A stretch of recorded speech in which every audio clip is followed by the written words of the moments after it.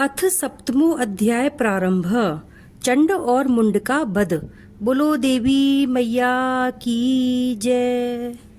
रत्न जड़ित सिंहासन पर स्थित तोते की मधुर वाणी को श्रवण करने वाली श्याम स्वरूप एक चरण कमल स्थित बाल चंद्रमा सिर पर धारण किए वीणा बजाती हुई, कमल की माला गले में पहने हुए शोभायमान तथा चोली और लाल वस्त्र पहने हुए, कर कमलों में शंख लिए हुए, मद युक्त मस्तक में बिंदी लगी हुई ऐसी मातंगी देवी का हम ध्यान करते हैं। ऋषि बोले, तदनंतर शुंभ की आज्ञानुसार दल बल सहित चतुरंगिणी सेना संपूर्ण हथियारों समेत चंड और मुंड दोनों असुर चल दिए और फिर हिमालय पहाड़ पर स्वर्ण शिखर पर आकर उन्होंने सिंह पर स्थित देवी को हंसते हुए देखा। देवी को इस प्रकार मुस्कुराते हुए देख असुर धनुष और तलवार ले देवी के समीप आ हाथ पकड़ने को तैयार हुए।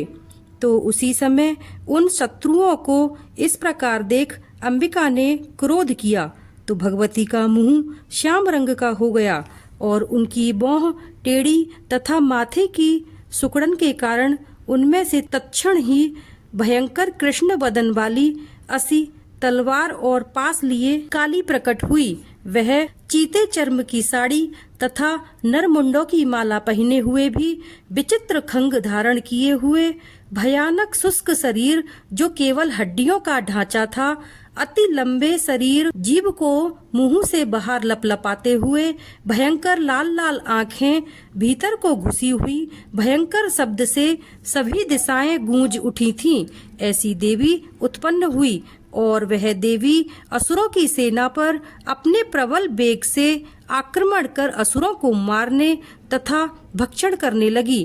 पार्श्व रक्षक अंकुश आदि लिए महावत योद्धा घंटा आदि सहित हाथियों को एक हाथ से पकड़ पकड़ मुंह में पटक लेती थी और उसी प्रकार घोड़े, रथ तथा युद्ध करने वाले सारथी योद्धाओं को पकड़ पकड़ कर मुंह में डालकर दांतों से खा रही थी।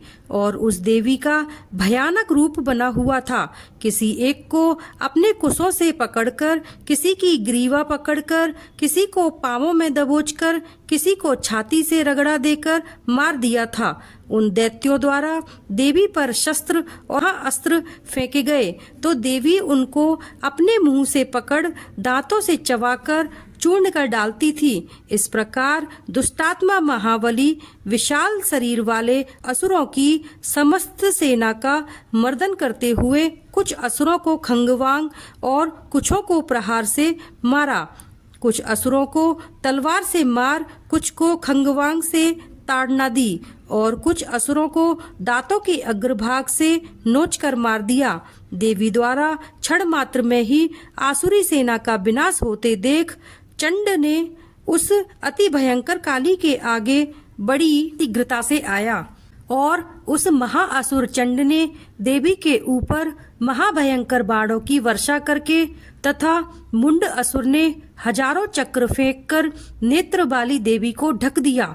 काली देवी के मुख में प्रवेश करते हुए वे चक्र इस प्रकार सुशोभित हो रहे थे मानो बादलों में सूर्य के अनेकों प्रतिबिंब घुस रहे हैं।